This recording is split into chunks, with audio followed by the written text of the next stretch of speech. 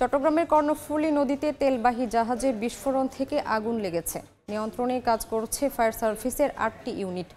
সকালে পতেঙ্গার ডলফিন জেটিতে নোঙর করা ছিল তেলবাহী জাহাজ বাংলার জ্যোতি। হঠাৎই বিস্ফোরণ ঘটে, আগুন লাগে জাহাজটিতে। ধোঁয়ায় আচ্ছন্ন হয়ে পড়ে পুরো এলাকা। খবর পেয়ে ফায়ার সার্ভিসের ৮টি ইউনিট ঘটনাস্থলে গিয়ে আগুন নেভানোর কাজ শুরু করে। তাদের সঙ্গে যুক্ত হয়েছে বিমান, নৌ এবং কোস্টগার্ডের সদস্যরা। আগুন নিয়ন্ত্রণে কাজ করছে 2টি টাগবোটও। ইনফরমেশন পেয়ে আমরা দেখতেছি এখানে এসে আগুন জ্বলছে, বাট কিভাবে লাগছে এটা আসলে বেসিক্যালি এখনই বলা সম্ভব না। আমাদের জেটি থেকে শিপটা বাইরে ছিল এবং কি একটা রশি এদিকে লাগানো ছিল, ওদিক দিয়ে রশিটা পুড়ে গেছে। পুড়ে যাওয়ার কারণে জাহাজটা ওদিকে চলে গেছে। এই মুহূর্তে পতেঙ্গার ডলফিন জেটিতে আছেন রিপোর্টার পার্থ প্রতিম বিশ্বাস। সরাসরি যাচ্ছি তার কাছে। বাংলাদেশ শিপিং কর্পোরেশনের জাহাজ বাংলার জ্যোতিতে ভয়াবহ বিস্ফোরণের মাধ্যমে কিন্তু আগুন লাগার ঘটনা ঘটেছে। এই মুহূর্তে আমরা দেখছি সবার সম্মিলিত প্রচেষ্টায় কিন্তু আগুন নিয়ন্ত্রণের চেষ্টা চলছে এবং আমার পিছনে যে জাহাজটি আছে সেটি হচ্ছে বাংলার জ্যোতি জাহাজ। এবং আমরা যদি একটু দেখাতে চাই, এই বাংলার জ্যোতি জাহাজের সামনের দিকের অংশ পুরোপুরি আসলে বিস্ফোরণে একেবারে পুড়ে গেছে এবং সামনের অংশটি কিছুটা কিন্তু ডুবে গেছে। আমরা যতটুকু জেনেছি, এই বাংলার জ্যোতি জাহাজ কুতুবদিয়া থেকে এসেছিল এবং পুরোপুরি কিন্তু তেলে পরিপূর্ণ ছিল এবং তেল খালাস করার জন্য মূলত প্রস্তুতি নিচ্ছিল। সেই অবস্থায় যখন কাজ করছিল এখানে বিস্ফোরণের ঘটনাটি ঘটেছে।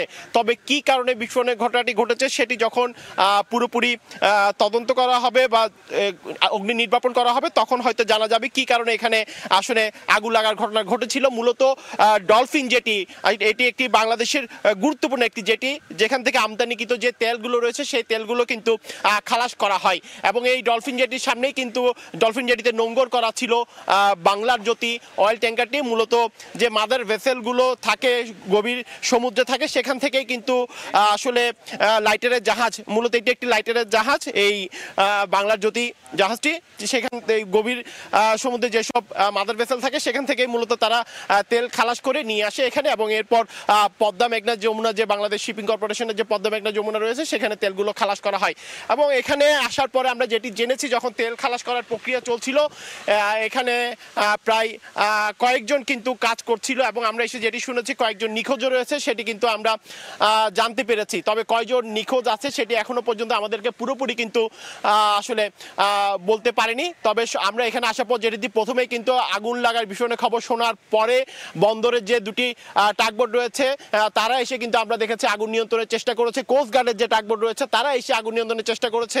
বিমান বাহিনীর অগ্নি নির্বাপক দল, ফায়ার সার্ভিসের 8টি ইউনিট কিন্তু এখানে আগুন নিয়ন্ত্রণের চেষ্টা করছে। আমরা নৌবাহিনীকে দেখেছি, নৌবাহিনীও কিন্তু এখানে আগুন নিয়ন্ত্রণের কিন্তু চেষ্টা করা হচ্ছে। তো এখনো বলা যায় সবার যে সম্মিলিত প্রচেষ্টা, সবার সম্মিলিত প্রচেষ্টায় আগুন যাতে দ্রুত নিয়ন্ত্রণে আনা সম্ভব হয় সেজন্যই কিন্তু এখানে সার্বিকভাবে চেষ্টা চালানো হচ্ছে। তবে একটু জানিয়ে রাখি, বাংলার জ্যোতি যে জাহাজটি এটি কিন্তু 38 বছরের পুরনো একটি জাহাজ। সেখানেই আজকে কিন্তু বিস্ফোরণের মাধ্যমে কিন্তু আগুন লাগার ঘটনা ঘটেছিল। তো এই ছিল আমার কাছে এখনো পর্যন্ত ডলফিন জেটির সামনে থেকে এখানকার সর্বশেষ খবর। সরাসরি যুক্ত ছিলাম চট্টগ্রামে।